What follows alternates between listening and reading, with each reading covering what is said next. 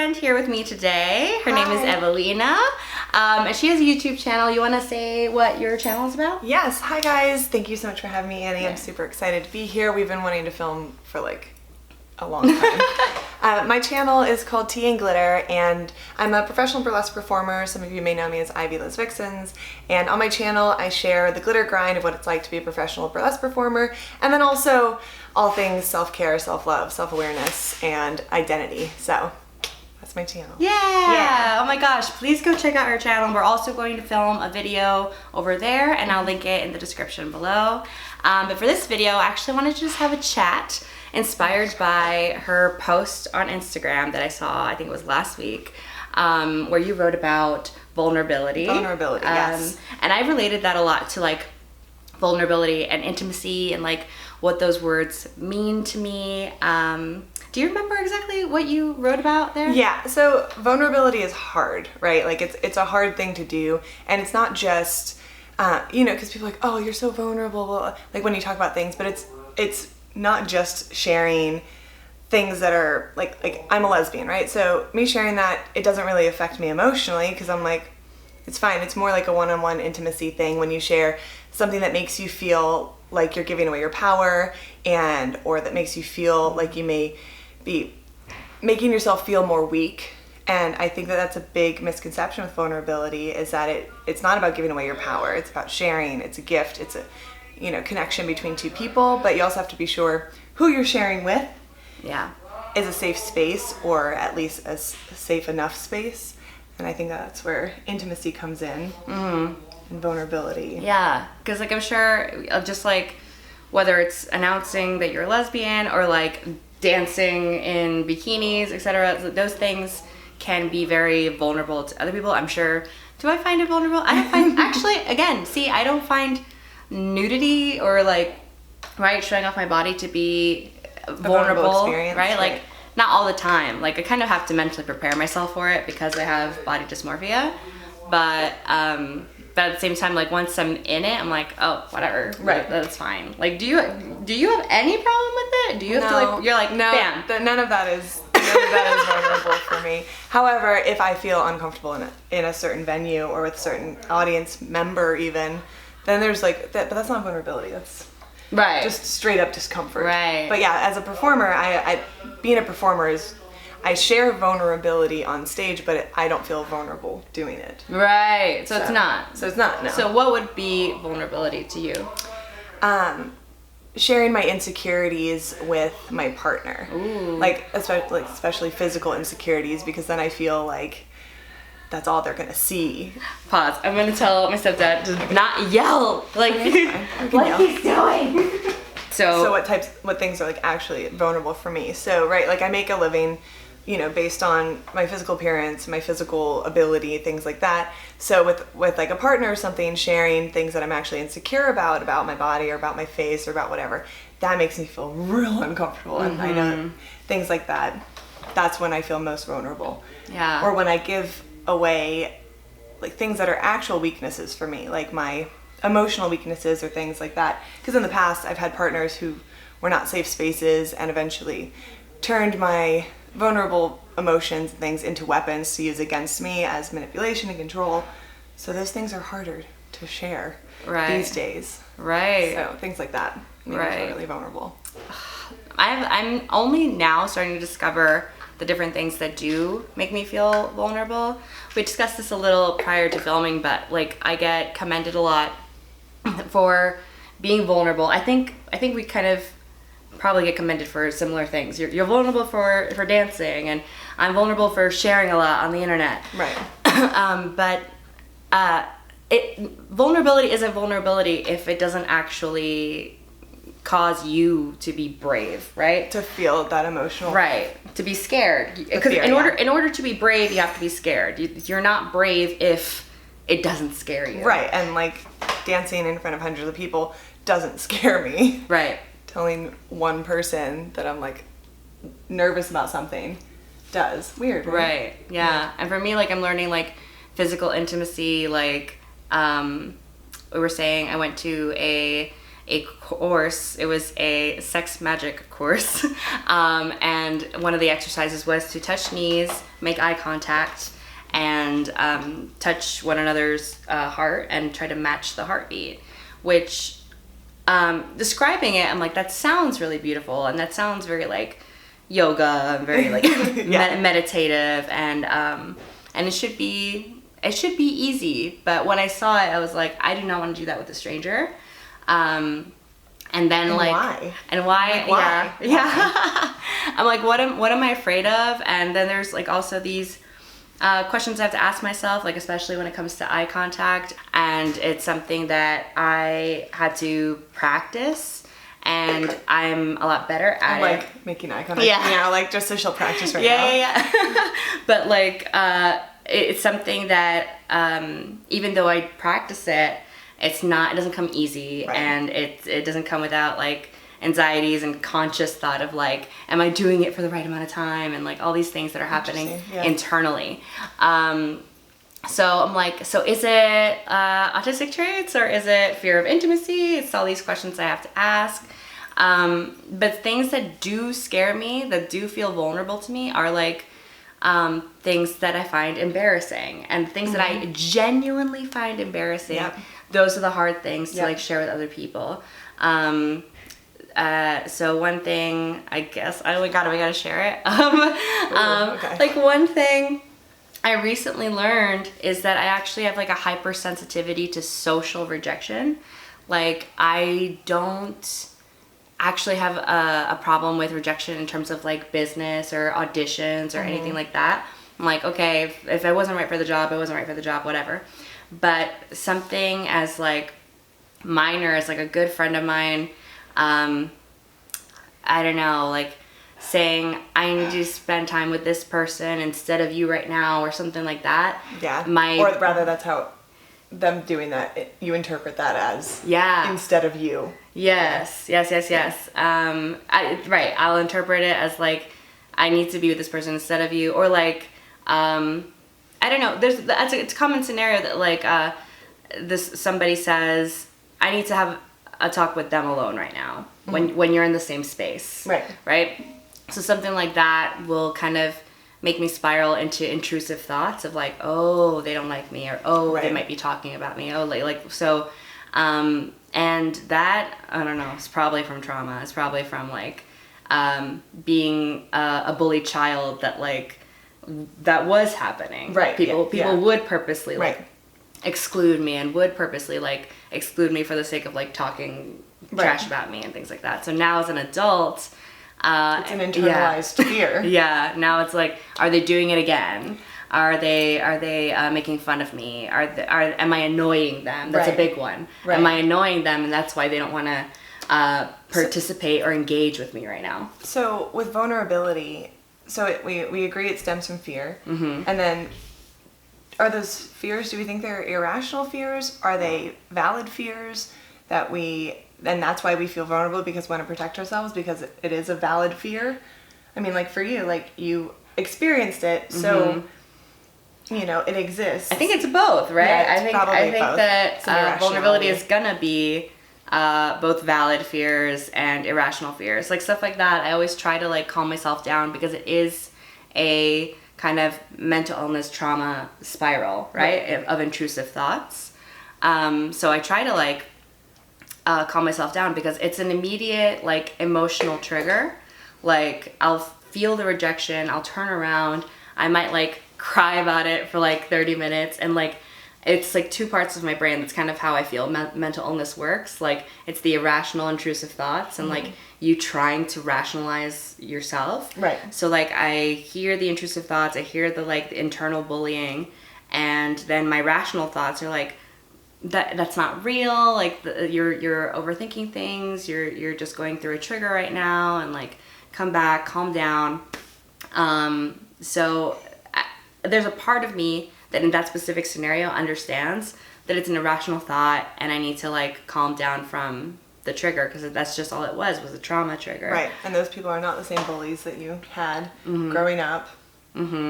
Right. So like so just sharing that like it is vulnerable for me, because like you said, like that's information there's a weird exchange of power, right? That's information Or that it somebody can feels use that against way. you. Right. It's Yeah. information that people can use against you. It's also something that kind of can color interactions differently, right? Like when I confessed that to a good friend of mine, I was like, this is the first time I ever shared that.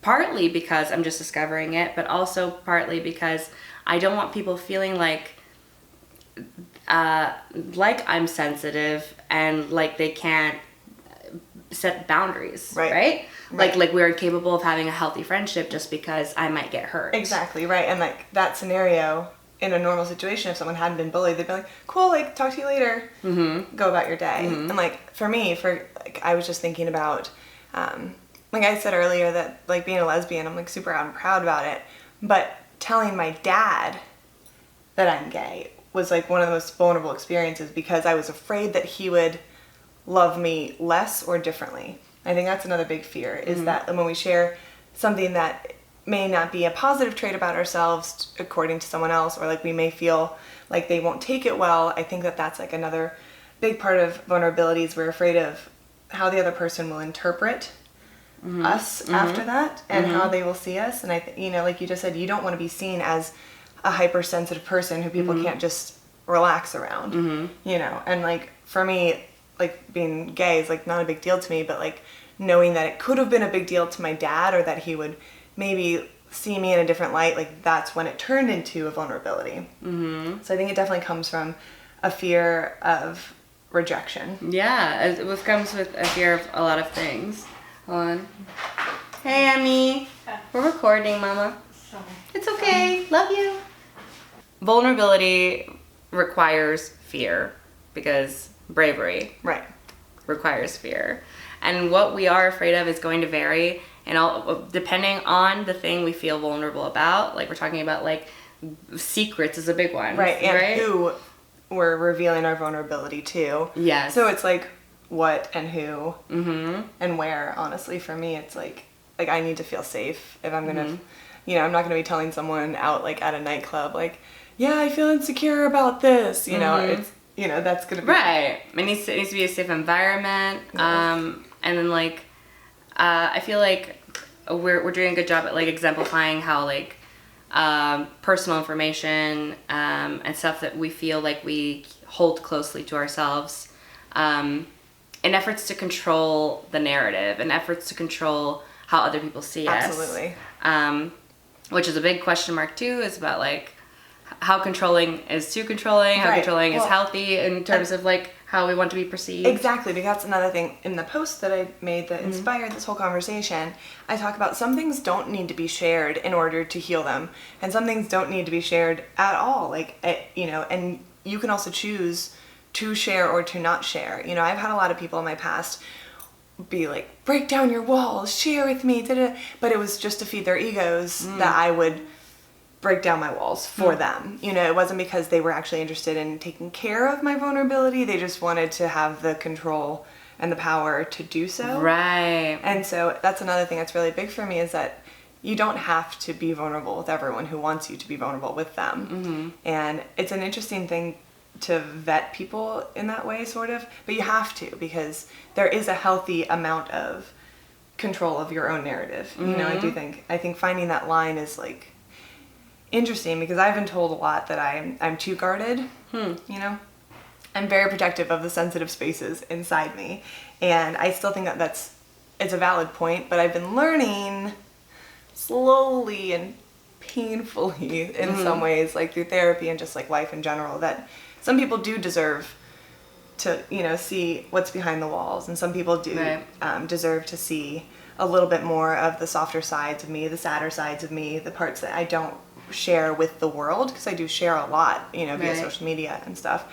And so I think that that's always interesting, because I've also been duped before. I've shared things with people who weaponized it eventually, or just didn't have the emotional capacity to know how to be sensitive to that, and I feel like you probably experienced that a lot. Oh yeah. Like just in general, like when you do share your vulnerability, people just may not know how to take care of it.